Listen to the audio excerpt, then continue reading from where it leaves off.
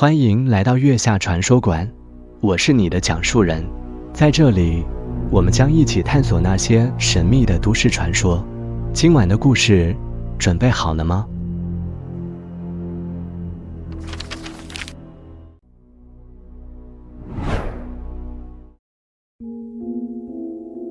你曾在深夜听到过无处寻源的哭声吗？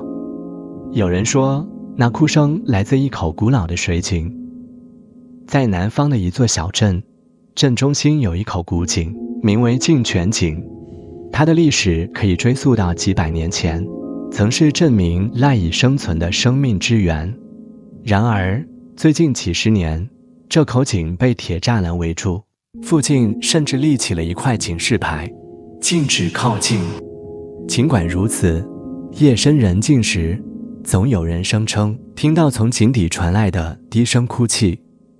据说，净泉井原本并不叫这个名字，几百年前，它被称作月影井，得名于井水在月光下会反射出银白色的光辉。井水清澈甘甜，甚至被传闻有治愈疾病的奇效，吸引了不少外乡人慕名而来。然而，随着时间推移，井水的味道开始变得怪异，喝过的人不仅会感到喉咙灼热，甚至还会梦到恐怖的景象。渐渐的，人们开始远离这口井，直到有一天，它彻底干涸。镇上的老人传说，这一切始于一场骇人的悲剧。据说，在一个皎洁的月圆之夜，一名年轻女子带着她刚出生的婴儿来到井边。这位女子是镇上著名富商的女儿，而那个孩子却是他与一名穷苦工人的私生子。害怕丑闻暴露，他的父亲命人夺走孩子，但女子拼死护住了婴儿。失去理智的父亲最终将他和孩子一起推入井中，并用石块封住了井口。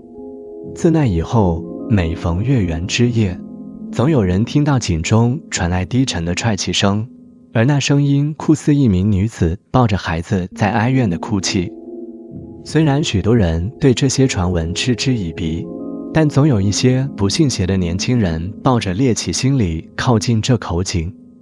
一位名叫林瑶的学生是传说的亲历者之一。他提到，某个夏天的夜晚，他和几个朋友为了试胆，决定潜入被围起来的井边探险。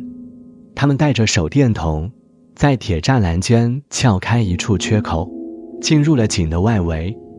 当时真的没什么特别，林瑶回忆道，月光下的井口看起来很普通，只是很旧，周围长满了杂草。然而，就在他们正准备离开时，井中突然传来了一声轻轻的婴儿啼哭。我们全都愣住了。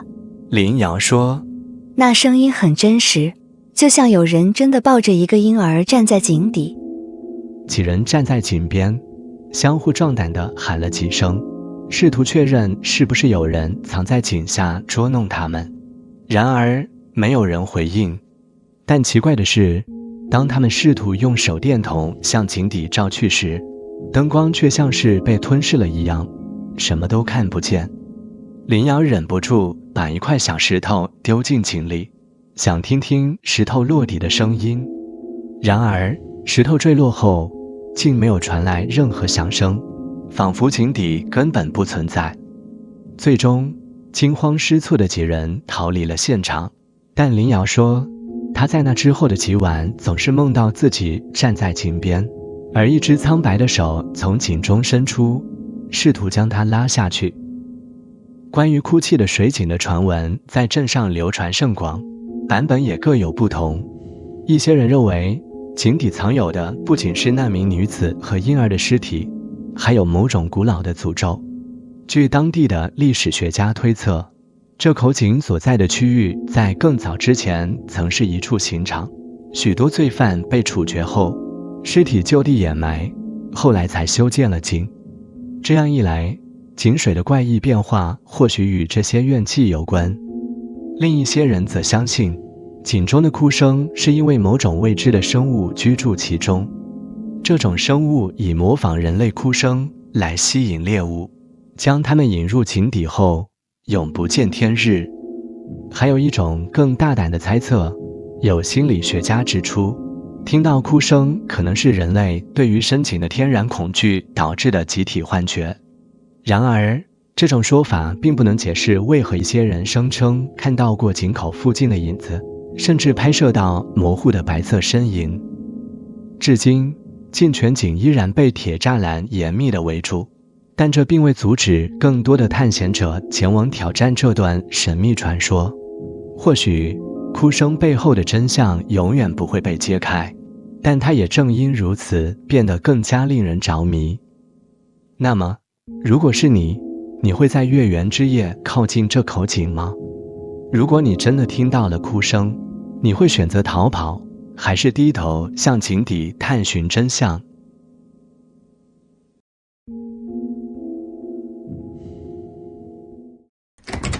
今天的传说就到这里。